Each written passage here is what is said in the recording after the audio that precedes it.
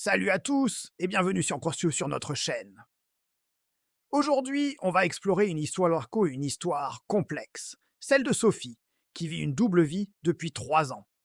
Elle est mariée à Marc, mais entretient une relation secrète avec Julien.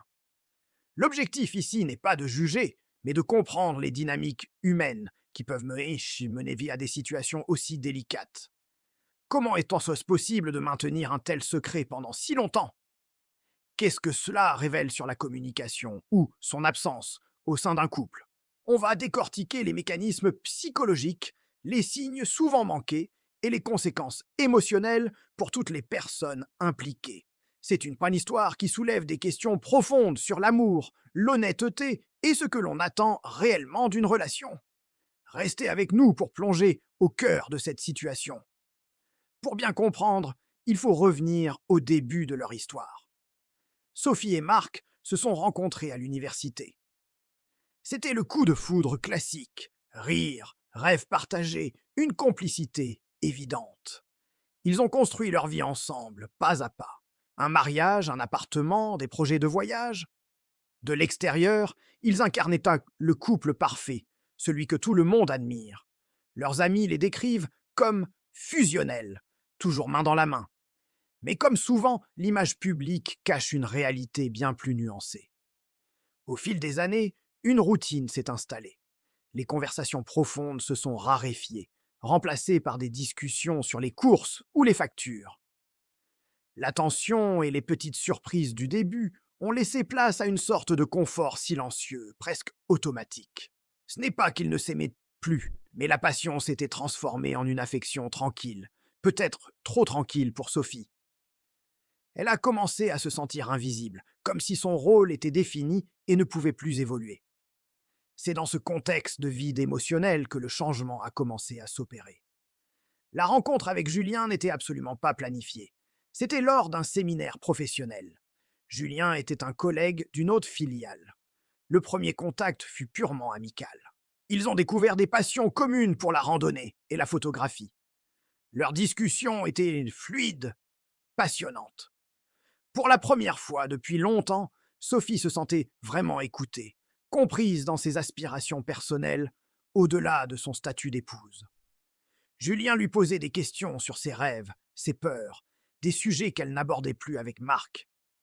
Ce qui a commencé par des échanges de mails professionnels a vite dérivé vers des conversations plus personnelles. Un café entre collègues, puis un déjeuner. Chaque rencontre renforçait ce sentiment de connexion. Elle se sentait revivre, vibrer à nouveau. Elle n'avait pas l'intention de tromper Marc. Au début, elle se disait que c'était juste une amitié forte, un bol d'air frais dans son quotidien. Mais l'attirance émotionnelle est devenue si puissante qu'elle a fini par franchir une ligne qu'elle ne pensait jamais dépasser. Alors comment ce secret a-t-il pu tenir 3 ans sans que Marc ne se doute de rien? C'est une question de stratégie et, il faut le dire, d'une certaine organisation. Sophie a développé un système quasi infaillible. Les réunions tardives sont devenues plus fréquentes. Les week-ends entre copines ou les séminaires proprement professionnels étaient maintenant des prétextes parfaits. Elle utilise un deuxième téléphone, une précaution classique mais efficace qu'elle cache dans sa voiture. Elle a aussi créé une adresse e-mail dédiée uniquement à ses échanges avec Julien. Mais le plus grand secret de sa réussite, c'est son comportement à la maison.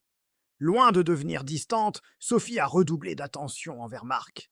Elle lui préparait ses plats préférés, s'intéressait à ses journées, planifiait des sorties en couple. Pourquoi? Par culpabilité sans doute, mais aussi, inconsciemment, pour éloigner tout soupçon. Un conjoint qui se sent aimé et choyé est moins susceptible de chercher des problèmes. Marc, de son côté, est d'une nature confiante et peu méfiante. Il voit ses attentions comme une preuve que leur couple va bien, peut-être même mieux qu'avant. Il interprète ce regain d'énergie comme quelque chose de positif pour leur relation, sans jamais en imaginer la source. Psychologiquement, la situation de Sophie est extrêmement complexe. Elle est constamment tiraillée entre deux mondes. D'un côté, il y a la sécurité, l'histoire et l'affection sincère qu'elle porte à Marc. C'est son foyer, son ancre. De l'autre, il y a la passion, le renouveau et l'excitation qu'elle trouve avec Julien. Cette relation secrète comble un vide, lui donne l'impression d'exister pleinement en tant qu'individu. Ce paradoxe engendre un stress permanent. La peur d'être découverte est constante. Chaque sonnerie de téléphone, chaque question de Marc un peu trop précise peut provoquer une montée d'angoisse. Elle vit dans un état d'hypervigilance. Cette dualité se nourrit de la culpabilité, mais aussi d'une forme d'autosatisfaction, celle de réussir à gérer cette complexité. C'est un équilibre incroyablement précaire. Pour tenir, elle a dû se compartimenter, créant une barrière mentale entre sa vie d'épouse et sa vie de maîtresse. Le problème, c'est que cette fragmentation de soi a un coût émotionnel très élevé à long terme. Et Marc, dans tout ça, son ignorance n'est pas seulement due à la confiance ou à la naïveté. Il y a souvent, dans ce genre de situation, ce qu'on appelle un aveuglement volontaire, même s'il est inconscient. Parfois, il est plus confortable de ne pas voir les signes pour préserver la paix et l'image que l'on a de son couple. Peut-être y a-t-il eu des indices, un changement d'horaire, une attention nouvelle à son apparence, une certaine distance émotionnelle par moment. Mais Marc a peut-être choisi, sans s'en rendre compte, de les interpréter de la manière la plus rassurante possible. Elle prend soin d'elle, c'est super. Elle est fatiguée à cause du travail. Admettre la possibilité d'une trahison serait faire face à l'effondrement de tout son monde. C'est une perspective si douloureuse que le cerveau peut mettre en place des mécanismes de défense pour l'éviter. Son manque de suspicion n'est donc pas forcément un manque d'intelligence ou d'attention, mais plutôt un puissant instinct de préservation. Il protège son bonheur, même si ce bonheur repose sur une illusion. Cette histoire nous amène à réfléchir sur l'importance de la communication dans un couple. La situation de Sophie et Marc n'est pas née du jour au lendemain. Elle était le résultat d'une lente érosion de leur connexion émotionnelle. Quand les partenaires arrêtent de se parler vraiment, de partager leur vulnérabilité, leurs désirs et leurs frustrations, ils créent un espace où le secret et le ressentiment peuvent s'installer. Une relation saine ne signifie pas l'absence de problèmes, mais la capacité à les affronter ensemble. Exprimer un manque, une insatisfaction, ce n'est pas attaquer l'autre, c'est une invitation à trouver une solution à deux. Si Sophie avait pu dire à Marc « Je me sens seule, j'ai l'impression qu'on s'éloigne », peut-être que l'histoire aurait été différente. La peur du conflit ou de blesser l'autre pousse souvent au silence, mais ce silence est bien plus destructeur à long terme.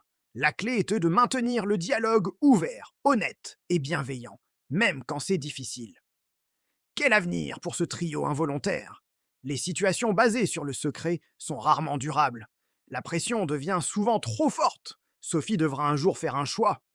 Soit elle met fin à sa relation avec Julien pour tenter de reconstruire, honnêtement cette fois, son mariage avec Marc. Cela impliquerait probablement une confession douloureuse, avec le risque que Marc ne puisse pas pardonner. Soit elle choisit de quitter Marc pour vivre son histoire avec Julien, en assumant les conséquences d'une séparation et la douleur qu'elle infligera. Il y a aussi une troisième voie, celle du statu quo, mais elle est psychologiquement épuisante et risque de se terminer par une découverte accidentelle, ce qui est souvent le scénario le plus dévastateur pour tout le monde. Chaque option comporte son lot de souffrance et d'incertitude. Il n'y a pas de bonne ou de mauvaise décision dans l'absolu, seulement des chemins différents avec des conséquences à assumer. Cette histoire, bien que spécifique, illustre un phénomène plus large.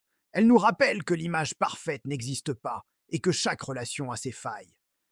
Elle met en lumière le besoin fondamental de se sentir vu, compris et désiré par son partenaire. Quand ce besoin n'est pas comblé, certaines personnes peuvent être tentées de chercher ailleurs cette validation. Cela ne justifie pas l'infidélité, mais aide à en comprendre les racines. La leçon à retenir, c'est l'importance de l'entretien de la relation.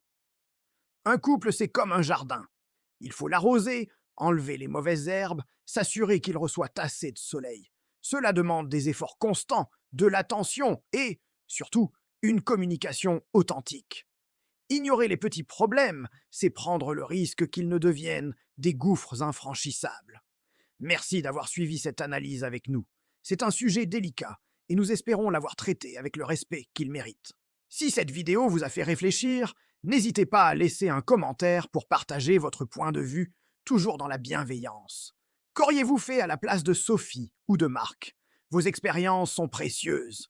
Pensez à vous abonner à la chaîne et à activer la cloche pour ne manquer aucune de nos prochaines vidéos. On se retrouve très bientôt pour explorer d'autres facettes des relations humaines. Prenez soin de vous